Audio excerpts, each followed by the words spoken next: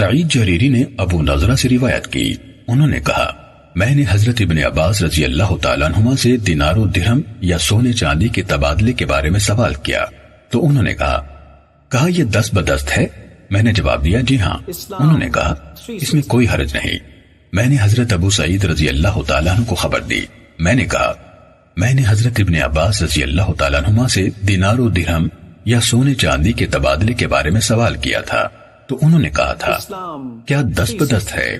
میں نے جواب دیا تھا ہاں، تو انہوں نے کہا تھا اس میں کوئی حرج نہیں، یعنی انہوں نے ایک ہی جنس کی صورت میں مساوات کی شرط لگائے بغیر اسے علل اطلاق جائز قرار دیا۔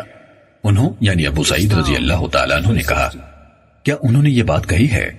ہم ان کی طرف لکھیں گے تو وہ تمہیں غیر مشروع جواز کا یہ فتویٰ نہیں دیں گے۔ اللہ کی قسم، رسول اللہ صلی اللہ علیہ وسلم کے خدام سے کوئی کھجوریں لے کر آیا تو آپ نے انہیں نہ پہچانا اور فرمایا ایسا لگتا ہے کہ یہ ہماری سرزمین کی کھجوروں میں سے نہیں ہے۔ اس نے کہا اس سال ہماری زمین کی کھجوروں میں یا ہماری کھجوروں میں کوئی چیز یعنی خرابی تھی، میں نے یہ عمدہ کھجوریں لی اور بدلے میں کچھ زیادہ دے دی تو آپ صلی اللہ علیہ وسلم نے فرمایا تم نے 2 گنا دی، تم نے سود کا لین دین کیا، اس کے قریب بھی مت جاؤ۔ جب تمہیں اپنی کھجور کے بارے میں کسی چیز یعنی نقص وغیرہ کا شک ہو تو اسے فروخت کرو، پھر کھجور میں سے تم جو چاہتے ہو یعنی نقدی کے عوض خرید لو۔ صحیح مسلم